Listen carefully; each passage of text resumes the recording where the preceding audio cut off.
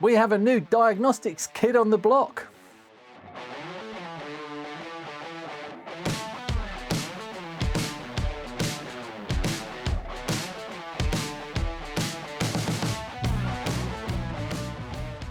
There are many tools which can help you diagnose a fault on your vintage computer, and diagnostic cartridges are one of those I think falls into the essential category.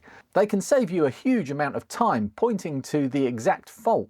They're not infallible and should be used with your eyes open to the possibility that a system broken in a particular way can fool them into the wrong diagnosis. But even so, they are still one of the most used parts of my toolset. I've recently been privileged to be part of the beta test group for Matt Desmond's DesTest Switch upcoming diagnostic cartridge for the Commodore 64, which has been great fun sending odd screens for Matt to ponder over. But recently my friend Henry dropped some news into the Retro Hardware Discord of an upcoming new ZX Spectrum diagnostic board I just had to get hold of. Dave Steamy Briggs can be found being prolific on the Spectrum for Everyone Facebook group. I don't use Facebook for much more than occasionally selling an old bookcase on Marketplace, so I was happy to be pointed at this info. Steamy Dave fixes a lot of broken ZX Spectrums, and he felt that whilst the Byte Delight diagnostic card was good, he thought it could be improved, which is what interested me about this project. The Byte Delight diagnostic card is excellent, giving you a whole heap of information as soon as you turn on the machine. So what did Dave do to improve it? Well, we'll get into that in a bit. First, let's have a look inside this box to see what I got for my money. And yes, I paid for this myself. Dave is a one-man band who designed and is building these devices himself. So I don't begrudge him one penny of the £40 this kit cost me. And I think that's excellent value for money. I've already discarded the packing peanuts and had a peek inside the box. A piece of plain white paper. A user manual. A build guide, some components. At this stage, I thought that was everything that was in the box. And having a look at the build guide, it starts talking about where to place the SMD LEDs. And I was, well, where are they?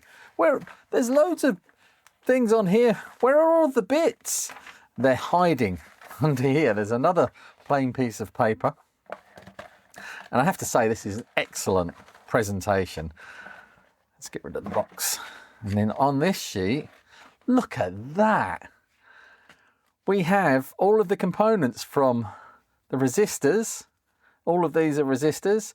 There's some capacitors here, down to the LEDs, the different color LEDs, some Zener diodes here, and some, these must be transistors in here, transistors, and some ICs down here. This is amazing. Dave, what a brilliant package you've put together. So as you notice, almost everything is SMD. So let's have a look at this board. That's going to be, this is the meat and potatoes of this build, and the thing that I'm most excited to see. This packages it so nicely. I don't want to tear anything, so I'm actually using scissors.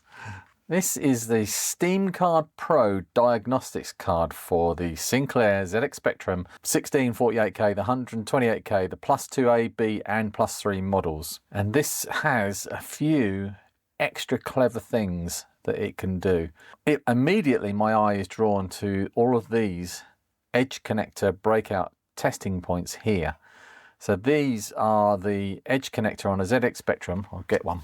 So the edge connector on the ZX Spectrum has points above and below, and when this is plugged in to the edge connector, this row here is going to be, I think, the top row, and this row is going to be the bottom row. It's very, very useful to be able to probe the edge connector points, because you get a lot of information on here that and all of the address and data lines are all exposed on the edge connector. So a really good and useful resource. He's also given us a ground loop here, and I'm assuming that there is, yeah, in here there's a couple of looped pieces of wire that you can solder into these points here. This is for ground and this is for 5 volts, so that you can clip onto.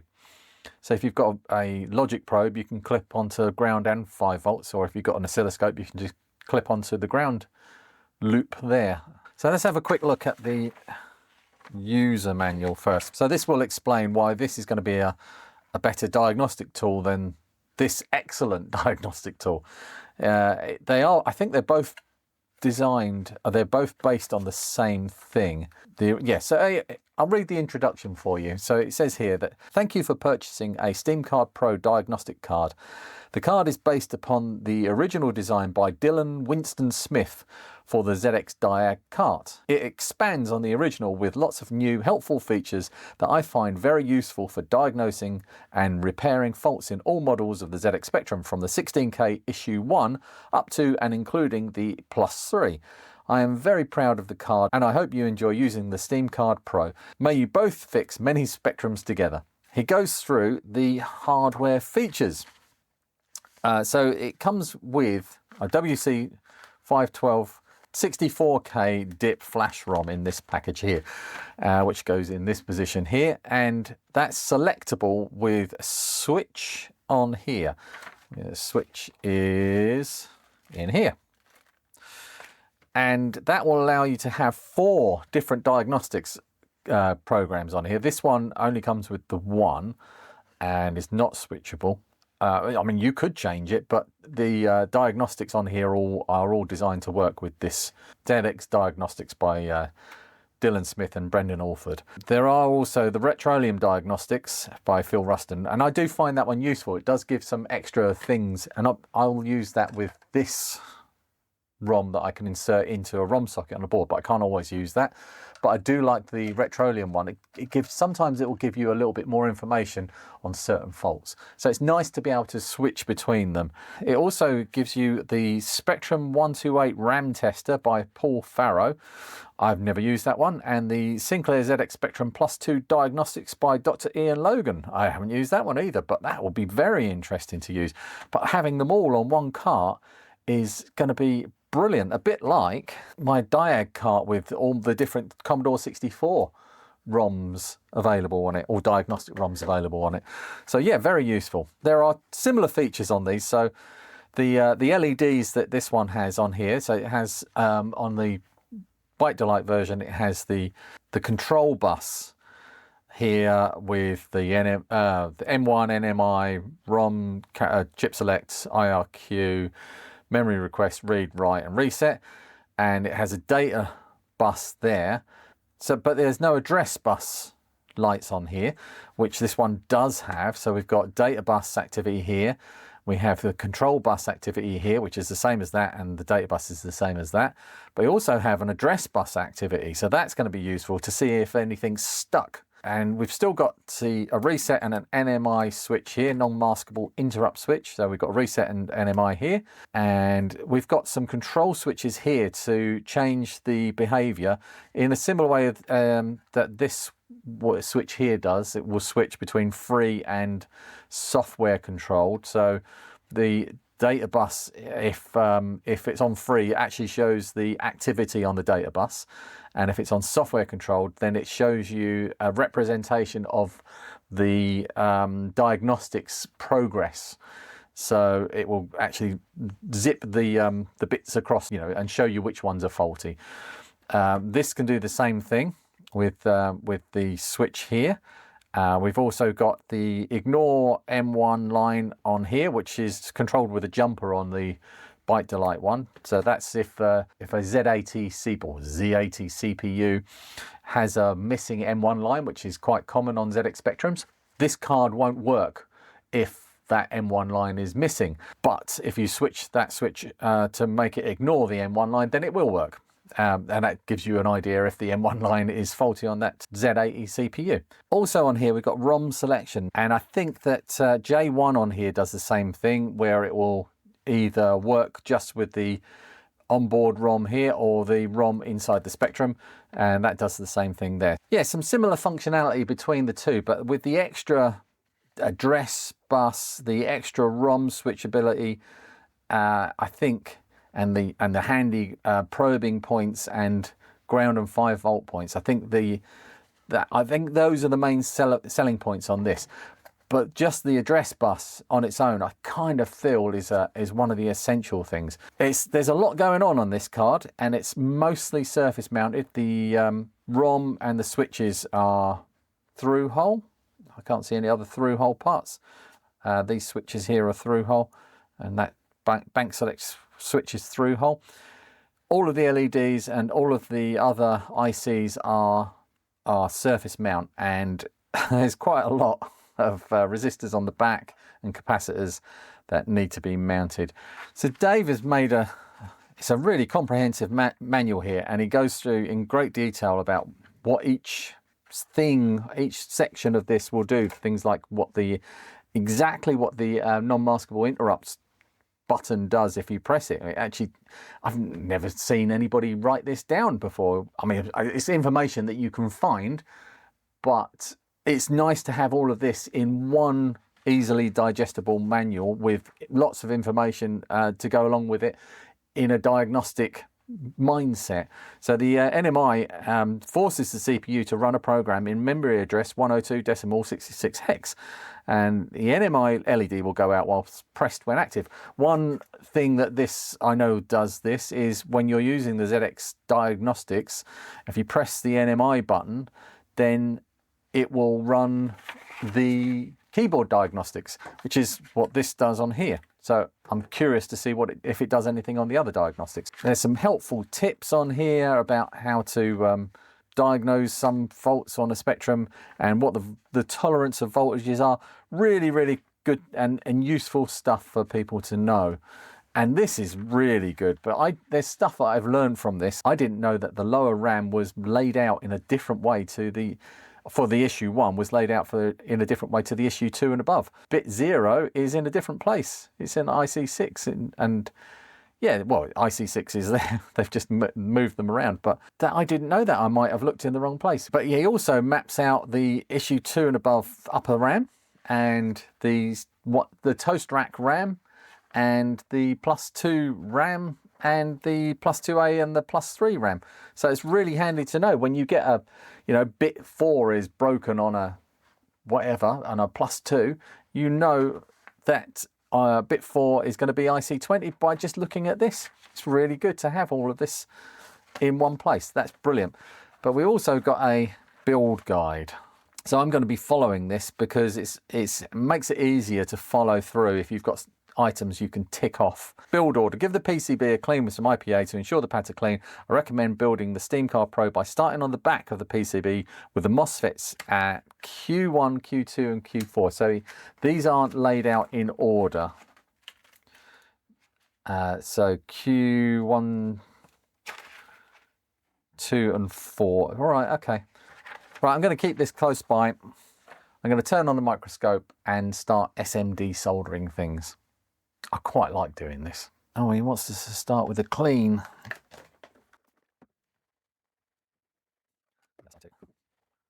What are we starting with? Mosfets, Q1, 2 and 4. There are my Mosfets. MG Chemicals. No Clean Fox. Nonsense. So Q1, 2 and 4. Q1. It's right there.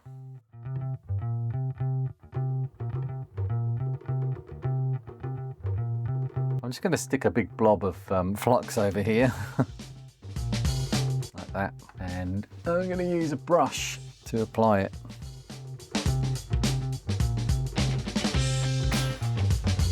Where it's needed. One of the lovely things about SMD soldering is you don't have to be that careful, really. You can be a little bit sloppy, and like these aren't completely lined up perfectly, but I can just run the hot air over this and it will fall into place if I want to be that particular. Soldered. One down, loads to go.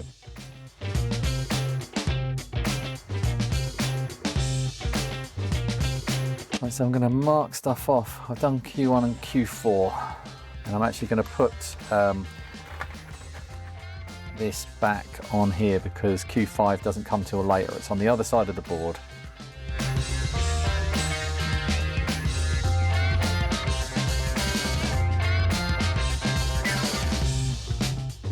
one might need straightening up.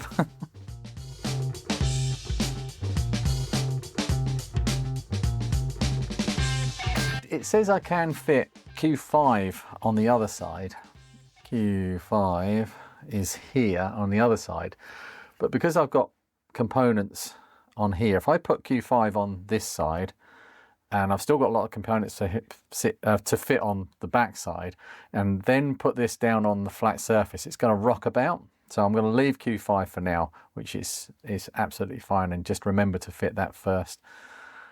So we've done that. What are we doing next? Move on to the 2K2 resistors R2 through to R27, which are all of these ones here. And there's 4 spare. I did worry about spare ones because resistors tend to ping. But let's go. So we've got R2 through to R27. So 3, 4, 5, 6, 7, 8, 9, 10, 11, 12, 13, 14, 15, 16, 17, 18, 19, 20, 21, 22, 23, 24, 27. So all of these have got to be populated with these. I'm going to just put all of them inside this pot. And hopefully I won't lose too many, but I've got some more if I need to replace some. Oh, there goes one already.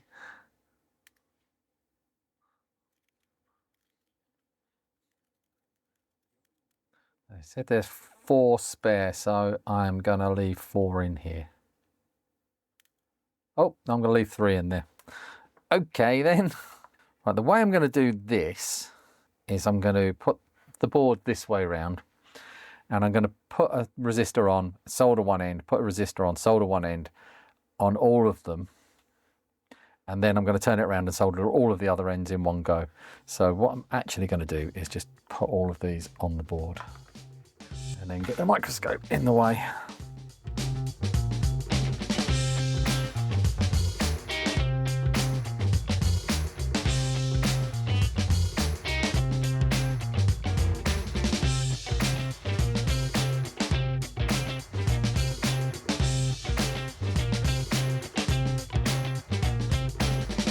I think we had a few more than 4 spare.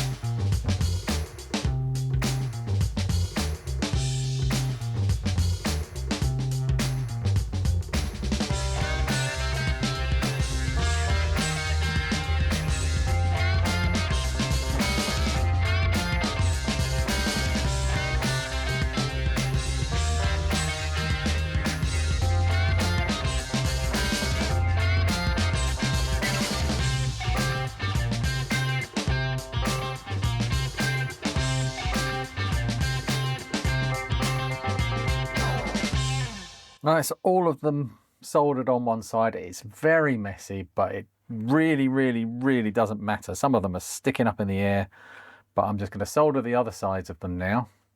And then when I've got all of the components on this side in place, I will hit it with hot air and some flux and flow everything back into place. It really doesn't matter if it's a little bit messy. That's not soldered.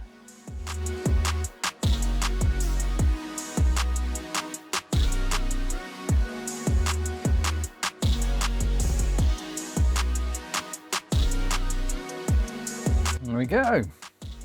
That's R2 to R27, so 25 resistors. All done. Complete the rest of the resistors and then place the capacitors and then the diodes. Right, so R1, we need to find R1. And that's a 330 ohm resistor. And we don't have any spares of this one, so this one I don't want to ping. way up. I'm going to try and keep the designations the same as the silkscreen markings, the orientation.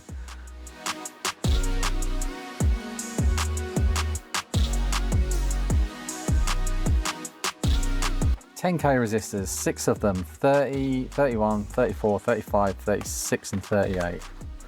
Still got my blob of flux down here.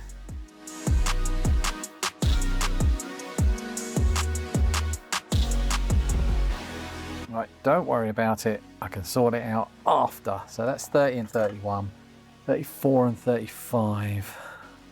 I could not find 34, it's staring me right in the face. 34.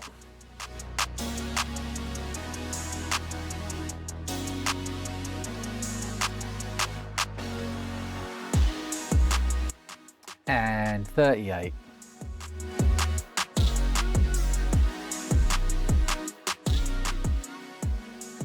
Doesn't matter which way this one goes. That's all the resistors. Let's do the capacitors. See, 1, 2, 3, 4, 5, 6, 7, 9, 10, 100 nanofarad. 10 of them. There they are.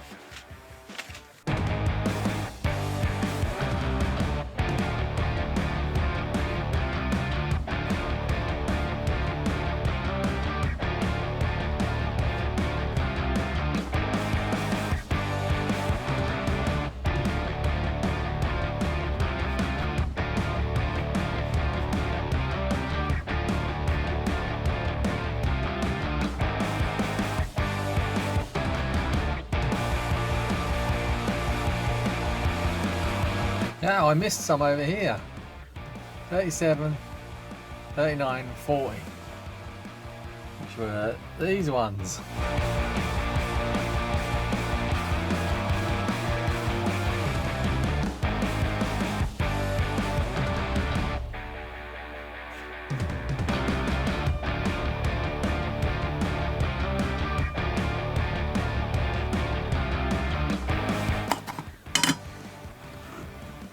Now I've done all of the resistors. It's the last 2 capacitors.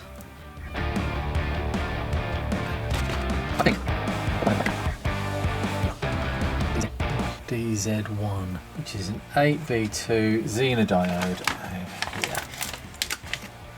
Paying attention to polarity. You can see there's a line marked at this end, and there should be a marking on this diode. Nice, it's round.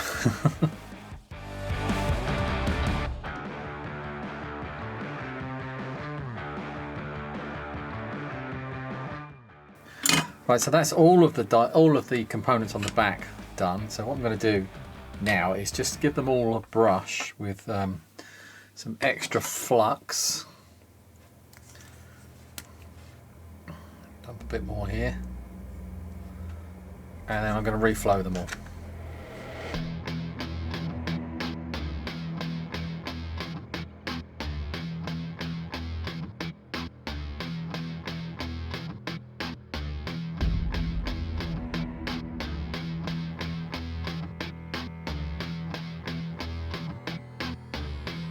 Marvellous.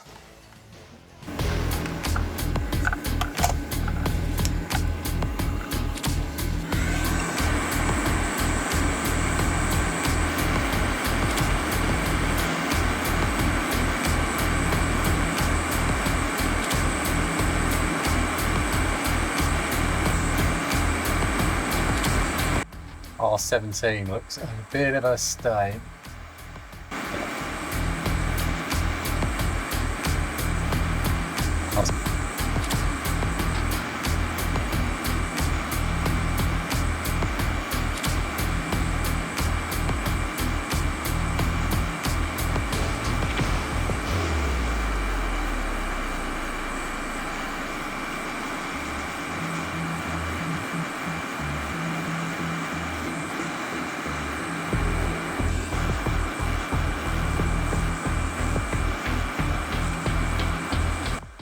Q1 might not have its single leg soldered. Oh, one's putting up a fight.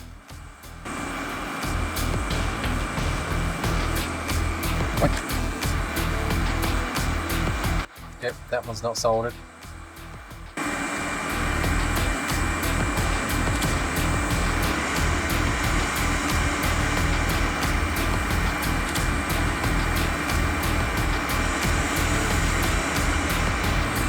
It didn't work.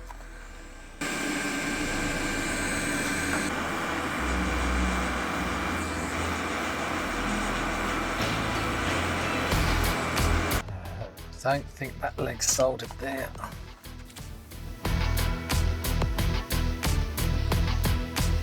Go. Bruce.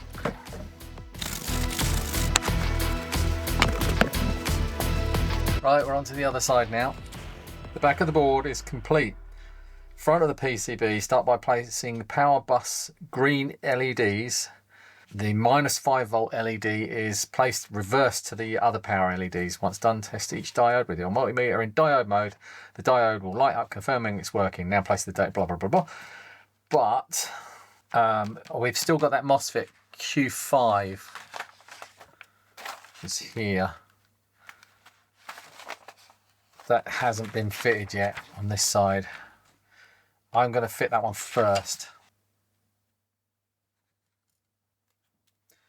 This is more out of fear that I'll lose it than anything else.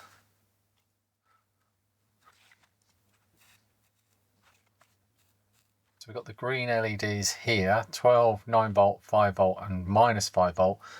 But you can see that the polarity markings are the other way around.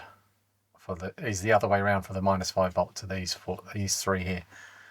Right, so the green dot goes on the cathode side. And the cathode side is the pointy side. So there, that green dot needs to go this side. There's a marking on the back, and that line, that pointy bit points to the cathode. See, that goes that way. Right, need some flux.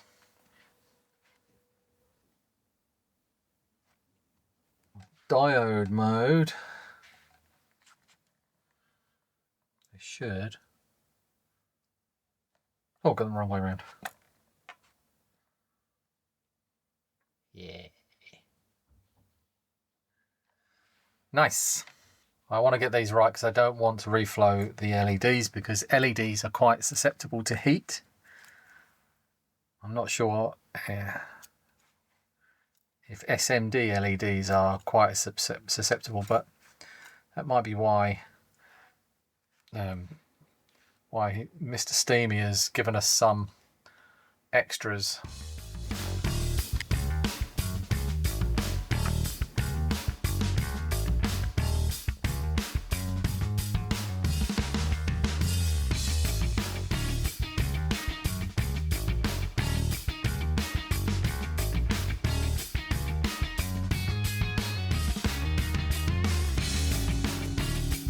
Right, so now we've got some of the LEDs fitted, I can now crack on with the rest of them. Data and address, all of these are blue LEDs.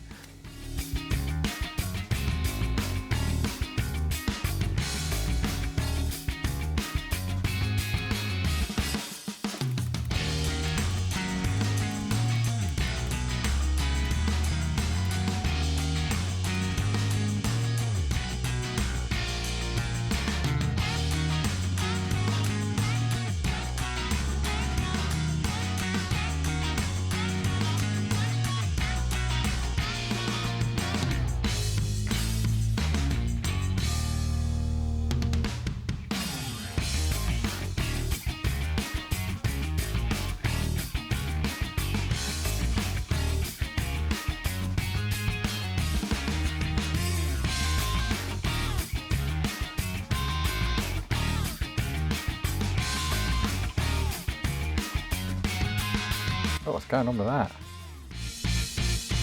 Definitely going to have to reflow that one.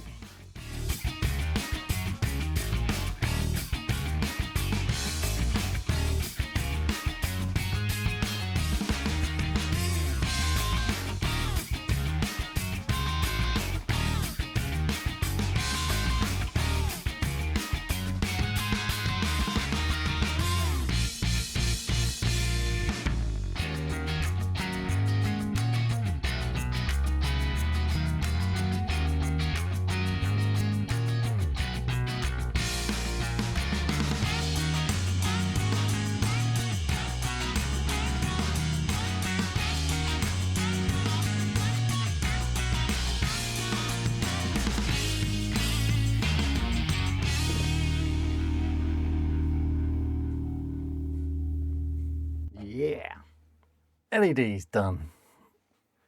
Not a huge amount left to do now. Next, place the integrated circuits, making sure that they are all the correct orientation. Fit MOSFET Q5 if not fitted earlier. Finish the ICs by fitting the DIP 28.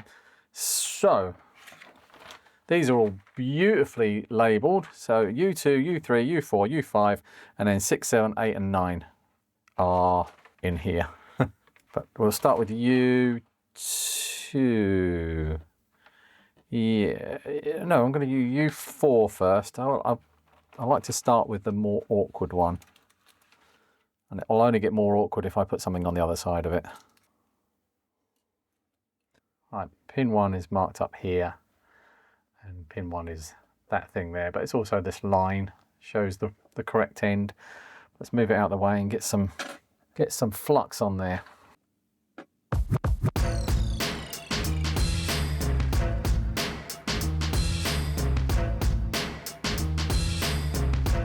Oh, that's nice.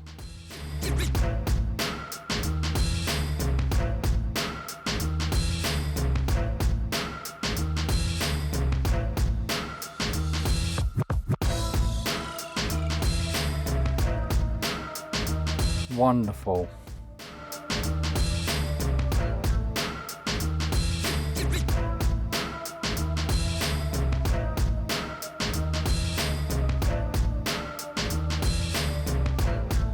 So cool. Where the streets have no names.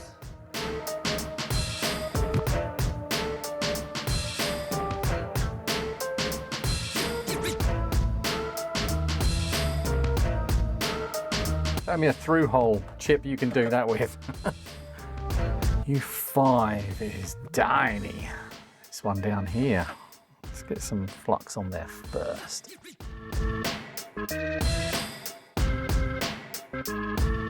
This one's fiddly. I'm gonna have to hold it. Upside down, is it? It's upside down.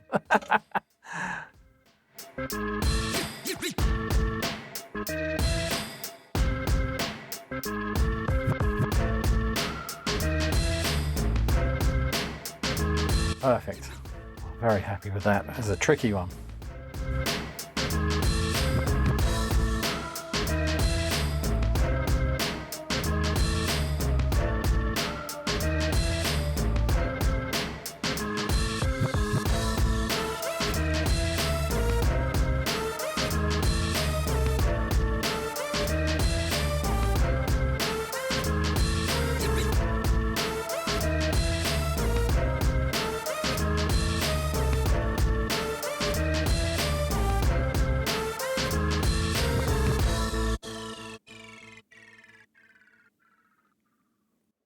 Nice.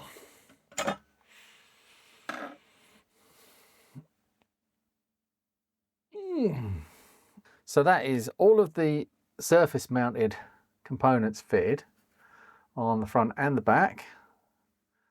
I can see no empty pads, which is always a telltale sign.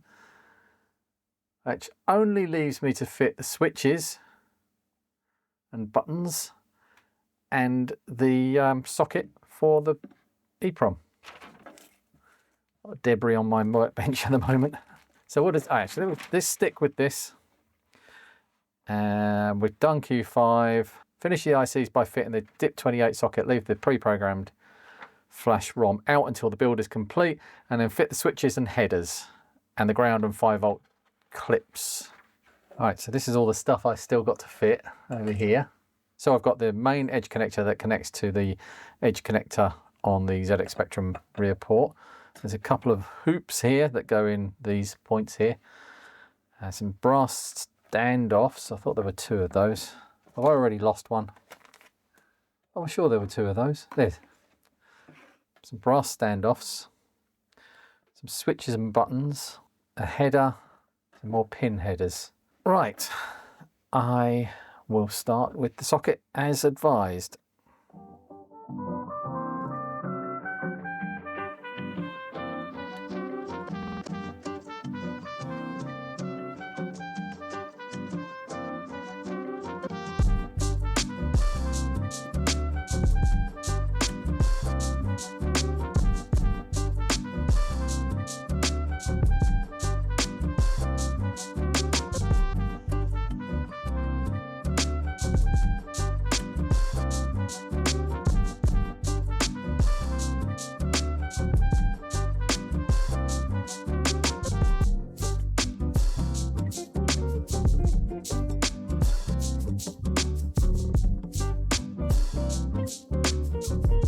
Switches are a bit baggy in these holes, so I want them to look quite nice. So I'm going to put blue tack either side, solder one leg and then line them up by reflowing.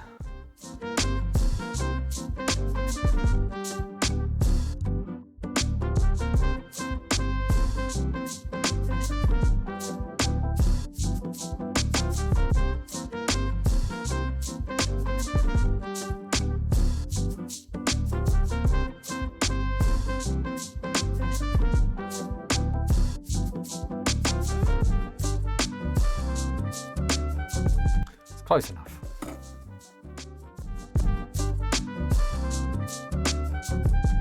Snip the end of those off.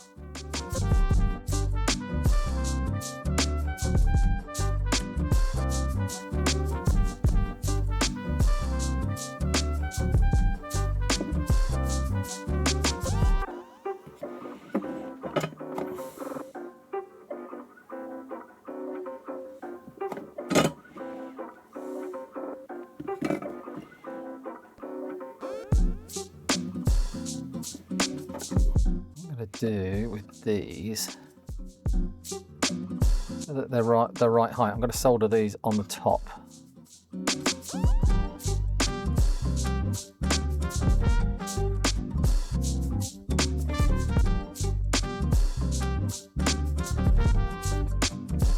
Lovely.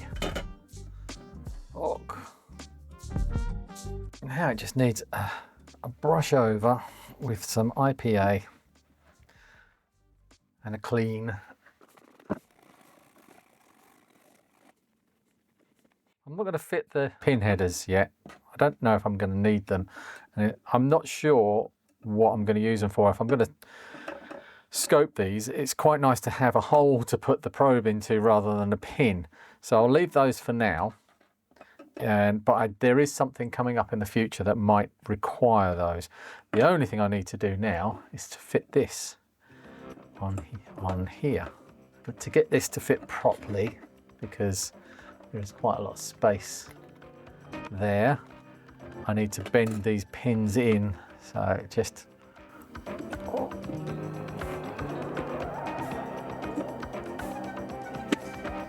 until they're still a bit loose.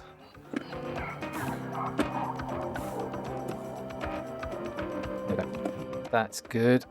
Just prop the board up and use my special super thick Weller solder to solder all these pins in place. Just going to anchor one and then come back and make sure everything's straight.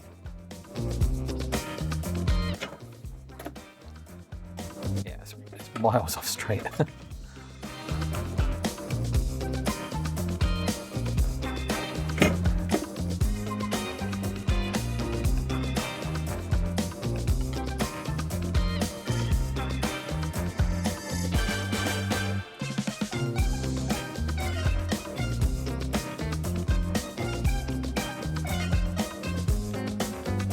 Is that not flowed along there?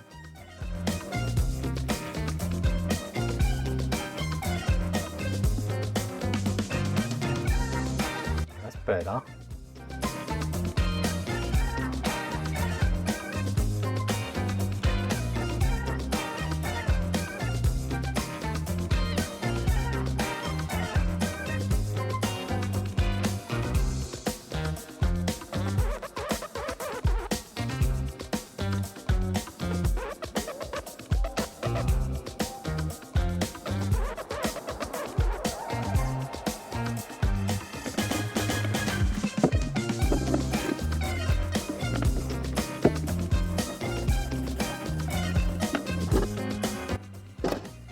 All right, standoffs.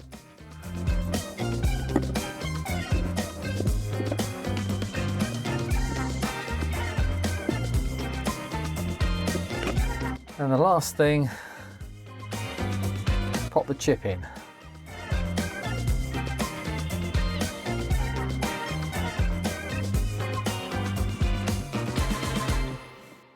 And there we go.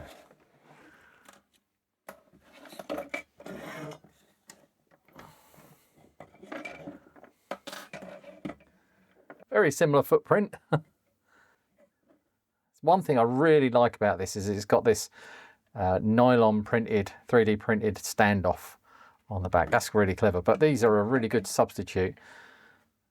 It's a nice solution. I suppose we better try it out. I need to plug it into a ZX Spectrum. This is a known working Spectrum, and I will just demonstrate that first. Right, so we've got a known working ZX Spectrum. I've set this so we've got the LEDs, the switches to S, which is software, so it's controlled by this, by the ROM. And actually I'm going to switch that to free running for now. And the M1 line is being ignored. No, it is not being ignored, so we'll switch that to Y for no, for N for no, don't ignore. That's confusing me. ROM selection we want as external, so it will run off of this ROM. So which ROM do we want to run first? That's not the instructions. So the bank O, which is up, is the ZX Diagnostics, and Retrolium is down. Right, that's nice and easy to remember. So that's switched off. Let's plug it in. It has got a key. That's a very tight socket, which is a good thing because it's going to make good contact when it's actually diagnosing. So up, let's try it. Yes, we've got loads of LEDs. All of the address lines are active. The A14 and A15, which are the upper memory banks, are not very active. A15 is not active at all at the moment. So that's not accessing that part of the memory. I wonder if it shows it when it's... Yeah, look, now it's accessing the upper memory tests. Those are actually more active. That's very good. And it's passed. But if I press the NMI, we get the keyboard test.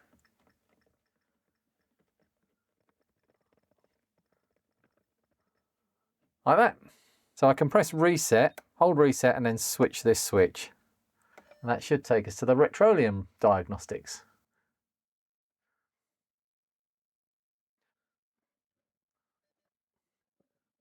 Right, doing upper RAM tests on Retrolium now. So A14, A15 are active.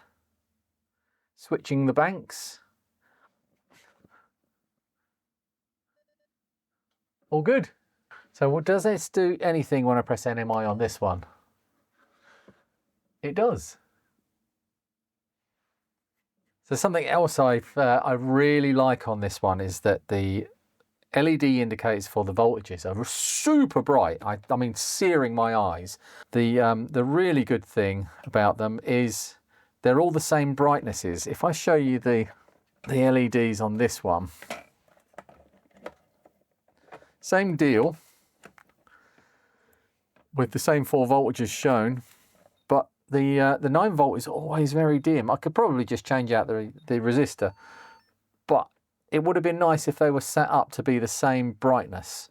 Now somewhere I've got a 16K machine. Let me see if I can find that. So Andy H donated this to me on the 6th of the 2nd, 24, and it's an issue 2 16K, which has got its sockets for an upgrade to 48K already on the board. Right, let's get this issue 2 16K open and see if this one's composite modded first. If not, I can use my Henry Super composite mod.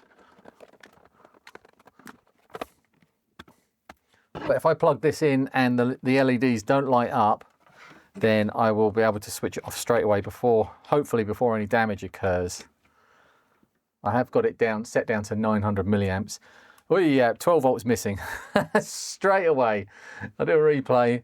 I have got it set down to 900 milliamps. Oh yeah, 12 volts missing. The 12 volt rail is missing on there, so I can't run this. But that's it. That is a really good test. I'm hoping I haven't damaged anything, but I'll actually probably replace TR4 and recap this and get it up to spec. If you'd like to get one of these cards for yourself, you can either email Dave, and his email address is encrypted in the video description below, or you can find him on the Spectrum for Everyone Facebook page. He asked me to say that these will only be available in limited numbers, so there might be a bit of a wait as he's doing this whole thing by himself. Please be patient. And that's all I have to show you for now. I'll be using this in all my future ZX Spectrum fixes, which if you want to see, you can find over on my other channel, More Fun Fixing It. I've decided to split my videos into two channels, with the more in-depth and build videos on this channel and repair videos on my second channel, where I don't need to do so much editing and can keep a steady flow of content going. So if you don't want to miss out on the fixing stuff, make sure you subscribe to that channel as well as this one. Coming up soon on this More Fun Making It channel is a video all about using the powers of group buying to purchase cheap retro gadgets. Watch it if you want to save some money. Thank you for watching. I'll see you in the next one. Goodbye.